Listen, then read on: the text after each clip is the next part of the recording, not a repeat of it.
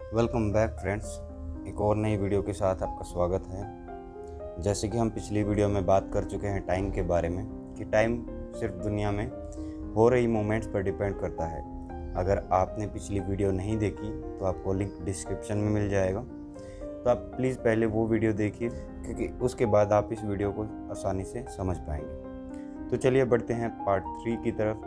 और तीसरे पार्ट को समझना बहुत ज़रूरी रहेगा, क्योंकि तभी आप पार्ट 4 को भी आसानी से समझ पाएंगे। तो समय जो है वो हमारे दिमाग से रिलेटेड है, यानी दिमाग में न्यूरॉन्स हैं, वो कितनी तेज़ दौड़ रहे हैं और चल रहे हैं, उसके हिसाब से हम डिसाइड करते हैं कि दुनिया की चीज़ें वो कितनी स्पीड से चल रही हैं, यानी जिसे हम टाइम कहते हैं। तो इसीलिए हमारे हिसाब से टाइम की डेफिनेशन और एक मच्छर के हिसाब से टाइम की डेफिनेशन बहुत ही अलग रहेगी, क्योंकि मच्छर की ज़िंदगी सिर्फ एक दिन की होती है, यानी सिर्फ 24 घंटे की। लेकिन ये हमारे लिए सिर्फ 24 घंटे हैं, लेकिन मच्छर के लिए पूरी की पूरी ज़िंदगी रहेगी। तो एक मच्छर के लिए टाइम की डेफिनेशन हमसे बिल्कुल अलग रहेगी। जिसे हम 1 घंटा कहते हैं, हो सकता है वो मच्छर के लिए 1 साल के बराबर हो, क्योंकि मच्छर की मूवमेंट्स इंसान से बहुत तेज़ होती हैं। इसलिए मच्छर को पकड़ना हमारे लिए मुश्किल है, क्योंकि हम मच्छर की तुलना में बहुत स्लो हैं। तो मच्छर को हमारी स्पीड बहुत स्लो लगती है, इसलिए उसे दुनिया की स्पीड भी बहुत स्लो लगती होगी। इसीलिए मच्छर के लिए वो 24 घंटे बहुत धीरे धीरे बीतते होंगे।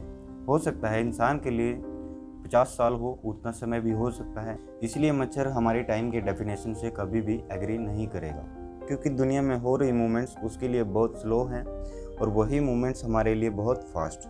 लेकिन इस दुनिया में सारी चीज़ें एक्चुअल में किस स्पीड से मूव कर रही हैं, किस स्पीड से चल रही हैं, इस बात पर धरती का कोई भी जीव एक दूसरे से एग्री नहीं करेगा।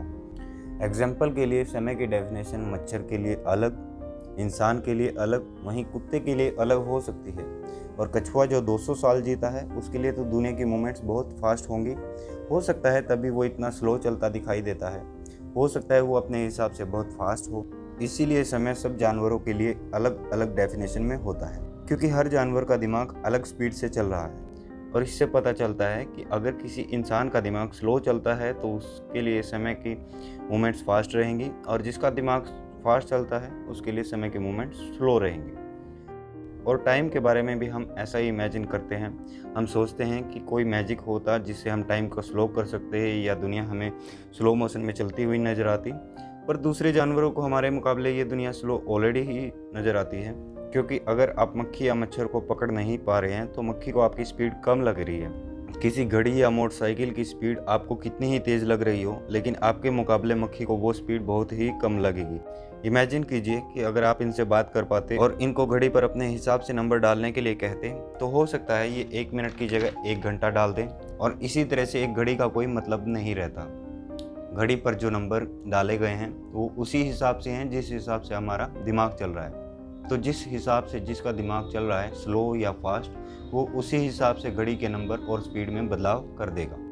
तो उम्मीद है कि आप समझ पाए होंगे कि टाइम अपने आप में एग्जिस्ट नहीं करता, ये सिर्फ हमारे दिमाग की वजह से है। दिमाग ख़त्म तो समय ख़त्म। एक एग्जाम्पल और लेते हैं और अच्छी तरह से समझते हैं। सोचिए कि इस दुनिया के सारे इंसान और जानवर ख़त्म हो जाएं और ये धरती बिल्कुल डेड हो जाए, चांद की तरह, तो क्या फिर भी टाइम का कोई वजूद होगा? जब हम अपने पास्ट या हिस्ट्री के बारे में सोचते हैं तो क्या सोचते हैं? हम अपने पुराने लोगों के बारे में, राजा महाराजा के बारे में, या डायनासोर के बारे में, या फिर पुराने काल के बारे में सोचते हैं। तो क्या हम ये वाकई में टाइम के बारे में सोच रहे हैं? नहीं, हम ये सिर्फ बदलाव के बारे में सोचते हैं कि कैसे धरती पर बदलाव आए। जब कोई चीज़ बदलती नहीं है तो उसका कोई पास्ट का समय नहीं होता। जैसे कि चाँद, हो सकता है यूनिवर्स में चाँद का कोई हिस्ट्री हो, लेकिन चाँद पर इवन हमारे लिए भी चाँद की कोई हिस्ट्री नहीं है। वो आज भी वैसा ही है, कल भी ऐसा ही था, और हज़ारों साल से ऐसा ही है।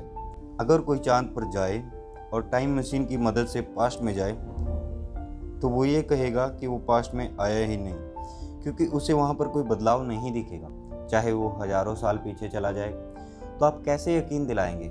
नहीं दिला पाएंगे, क्योंकि जब तक उसने अब में और पहले में कोई बदलाव नहीं देखा, तो वो यही कहेगा कि उसने टाइम ट्रैवल नहीं किया है, क्योंकि बदलाव ही समय है। और बदलाव चीज़ों की मूवमेंट से आता है, और मूवमेंट ग्रेविटी की वजह से होता है, और जगह के बदलते एटमॉस्फेयर की वजह से होता है, हवा पानी की वजह से होता है, ठंड या गर्मी की वजह से होता है, या फिर किसी फोर्स की वजह से। और बदलाव कितना स्लोली या कितना फास्ट हो रहा है ये तय करता है हमारा दिमाग। अगर हम इस बात की गहराई में जाना चाहें तो हम ये कह सकते हैं कि समय 5 फोर्स से मिलकर बना है।